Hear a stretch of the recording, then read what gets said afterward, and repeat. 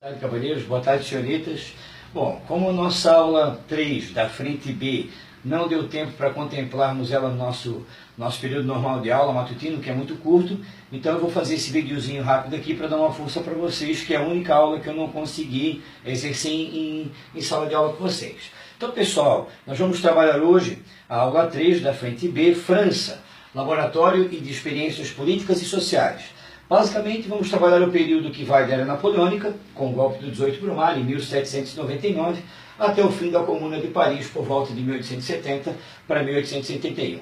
Então, uma coisa extremamente importante. Na página 1, o que é importante você lembrar? O que foi o golpe do 18 Brumário? Bom, o golpe do 18 Brumário, que é dado em 1799, ele encerra o Diretório, que é a última fase da Revolução Francesa, quando os girondinos, após a derrubada do poder de Robespierre e dos jacobinos, tomaram o poder, mas é um momento de insegurança e de instabilidade. Então é um acordo secreto, apesar do termo golpe de 18 Brumário, a verdade é que é um acordo secreto da burguesia com Napoleão Bonaparte, que nesse momento voltava da campanha do Egito, e acontece esse golpe. Então o golpe de 18 Brumário, ele encerra o Diretório e marca o início da Era Napoleônica. A Era Napoleônica, cavaleiros e senhoritas, é dividida em duas fases básicas. O consulado, que é de 1799 a 1804, e o Império, que é de 1804 a 1815.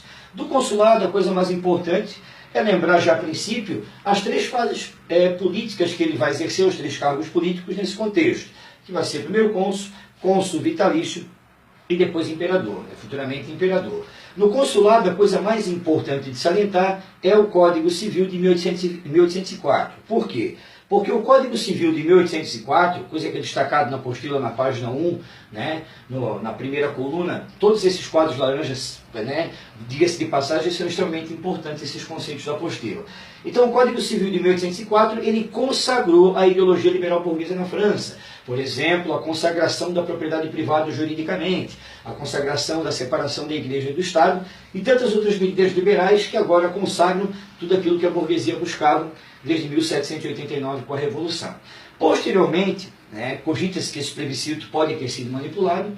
Napoleão, digamos assim, se autoproclama imperador da França, cogita-se que foi manipulado, com 60% dos votos da população. Ele alegava nesse momento a possibilidade do retorno dos monarquistas ao poder. Então, em 1804, Napoleão ele torna-se imperador da França. Bom, o que é importante nesse período? Nesse período, a coisa mais importante é salientar o choque entre uma França que agora crescia economicamente, industrialmente e militarmente sobre o Império Napoleônico, que procurava quebrar a hegemonia da sua tradicional rival, que é a Inglaterra. Então, nesse contexto da disputa entre o Império Napoleônico, a França Napoleônica e a Inglaterra, é importante salientar o bloqueio continental de 1806, que é uma estratégia de Napoleão para debilitar a Inglaterra economicamente e, posteriormente, invadi-la militarmente. Então, ele não conseguiria invadir a Inglaterra, que tinha uma poderosa força naval destacada do continente. No entanto, ele poderia ameaçar os aliados continentais da Inglaterra, bloqueando as relações econômicas de um país industrializado, a primeira nação industrializada no mundo, e isso, consequentemente, geraria uma crise econômica, debilitando a mesma em outros aspectos, como o aspecto militar. Então, em 1806, nós temos o Império Napoleônico e daí para frente a expansão napoleônica.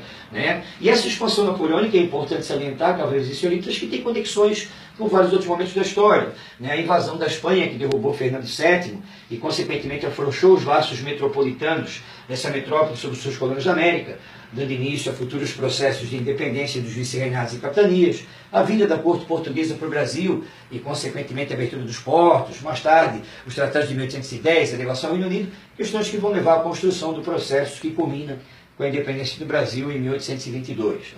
Bom, voltando aqui então, nesse processo do Império Napoleônico, ele inicia sua política de expansões, vai invadir a Espanha, vai invadir Portugal, a invasão da Rússia, a primeira grande derrota, o primeiro grande revés do período napoleônico. Os russos usaram a tática da terra arrasada, que consistia em recuar sem deixar logística, o que foi enfraquecendo as tropas napoleônicas. Calcula-se que ele entra com 600 mil homens na Rússia e quando retorna para a França, ele tinha apenas 30 mil, perdendo 570 mil homens na campanha da Rússia. Ele vai ser exilado na Ilha de Elba e, posteriormente, nós temos o retorno à Ilha de Elba no Mediterrâneo e os famosos 100 dias de Waterloo, quando, com o apoio de antigos aliados, ele toma o poder na França, isso em 1815, mas vai ficar num curto período e vai ser derrotado na Batalha de Waterloo, na Bélgica, pelo Duque de Wellington. Encerrando a Era Napoleônica, o que é importante? Congresso de Viena, da qual participaram Áustria, Prússia, Rússia e Inglaterra. Primeira coisa importante para defender os interesses da França, que separou-se bem o que era a França monárquica da França napoleônica, se exerceu o princípio da legitimidade. O princípio da legitimidade, ele levou ao princípio da restauração, que era o quê? Duas coisas, cavaleiros e senhoritas. Devolver os territórios que Napoleão invadiu para os seus respectivos reinos e devolver ao trono as respectivas dinastias reais que Napoleão derrubou desses governos. Então, no retorno das terras que Napoleão invadiu aos respectivos reinos e das casas reais das dinastias que ele retirou. Por exemplo, levando a família de Fernando VII novamente ao poder, forçando o retorno do rei Dom João VI, a Revolução dos Portos, que também está ligado a ideias liberais. Então, o Congresso de Viena, ele exerceu o princípio da legitimidade, no qual a família Bourbon retornou na França sobre o governo de Luís XVIII, um dos descendentes de Luís XVI. Outra coisa importante é que, além do princípio da legitimidade, Áustria, Prússia e Rússia criaram a Santa Aliança, cujo objetivo era evitar a propagação de revoluções liberais, exemplo da Revolução Francesa. Então era uma aliança militar que focava em impedir isso antes mesmo que acontecesse. Inglaterra, obviamente, por seus interesses econômicos, não aceita isso, e os Estados Unidos, mais tarde, também não aceitam, combinando com a ideologia da doutrina Monroe, que é a América para os americanos. Eles temiam que a Santa Aliança pudesse, por exemplo, gerar novas tentativas de recolonização das nações independentes, que agora, a partir da era napoleônica, o jogo de xadrez mundial levou às independências das antigas colônias americanas.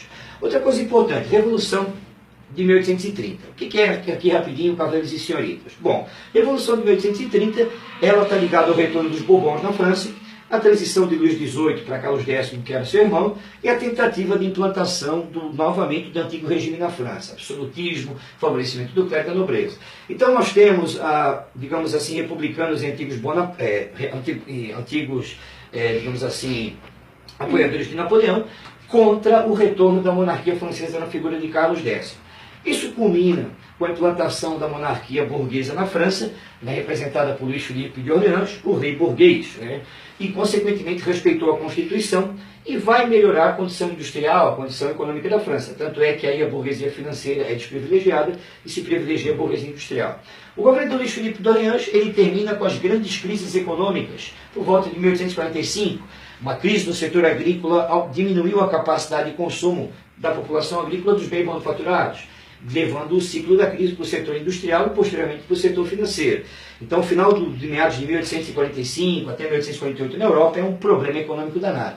Isso vai gerar uma série de rebeliões chamadas Primavera dos Povos.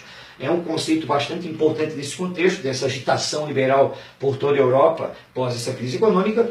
Essa Primavera dos Povos, ela vai gerar, por exemplo, a Revolução de 1848, que depõe Luís Filipe de Orleans, influenciado pelos princípios do socialismo utópico. É importante salientar que Marx e Engels, nesse momento, estão lançando livros como Manifesto Comunista, O Capital, e que traziam à tona uma nova ideologia de luta política, de luta de classes, a Revolução do Proletariado. Então, essa Revolução de 1848, inicialmente, ela tem uma influência de ideologia socialista, a exemplo da implantação das oficinas nacionais e das comissões de Luxemburgo, que visavam uma reforma na legislação do emprego.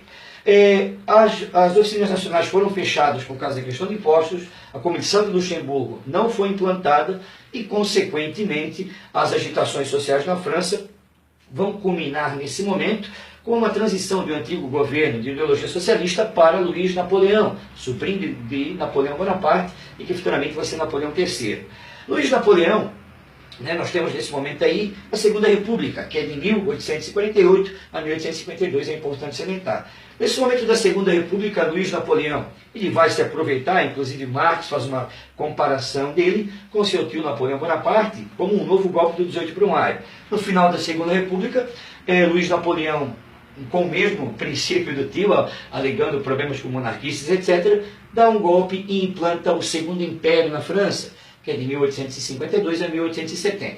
Nesse Segundo Império, o que é mais importante, galera? A modernização de Paris, o novo estilo arquitetônico da Belle Époque, projetada pelo Barão de Haussmann, que até incentivou aqui no Brasil a época da modernização da capital do Rio de Janeiro, na época de Rodrigues Alves, consequentemente a demolição dos cortiços, a revolta da vacina, que sempre é um tema importante aí do ponto de vista dos vestibulares, questões ligadas à história do Brasil. Então a reforma do Rio de Janeiro foi inspirada nisso que estava acontecendo na França, que era a remodelação de Paris, de acordo com a Belle Époque, feita pelo Barão de Guzmán. Outra coisa importante, nesse momento a França constrói, né, o canal de Suez, que liga o Mediterrâneo ao Mar Vermelho, feita pelo engenheiro francês Fernand de Lesseps, depois passa para controle britânico, e posteriormente, em 1959, nós temos a nacionalização do canal, feita pelo presidente egípcio Gamal Abdel Nasser. Bom, pessoal, outra coisa importante para fechar o governo de Napoleão III, de Luiz Napoleão, é o envolvimento dele na guerra na unificação da Alemanha, na guerra contra a Prússia, a guerra franco-prussiana, em que na França, né, cogitando a questão de império, de hegemonia do continente europeu, temia a unificação dos 39 estados que deram origem à Alemanha.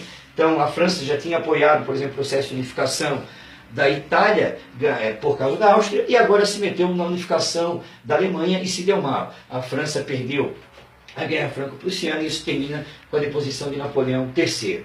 Nesse momento nós temos a Comuna de Paris, que é a criação de dois governos, o universálios, liberal-burguês, em Paris, influenciado pelo socialismo. Para muitos, a Comuna de Paris é a primeira experiência de um governo socialista na história, e ela fez algumas mudanças, como, por exemplo, sufrágio direto, proibição do trabalho noturno, medidas de legislação de caráter trabalhista. Apesar dessas tentativas de reformas sociais, reformas trabalhistas e econômicas de influência socialista, a Comuna não tinha coesão interna e não deu certo. Então, cavaleiros e senhoritas, isso é só para concluir a única aula que eu não tinha feito em sala, que é a aula 3 da frente B. Os demais conteúdos prioritários para a prova, referente à aula 3 e 4 da frente A, Civilização Grega 2 e Civilização Romana 1, né? E bem como o principal tópico dessa minha parte do conteúdo, já estão no Facebook de vocês. Tenham uma boa prova e eu desejo uma boa tarde a todos.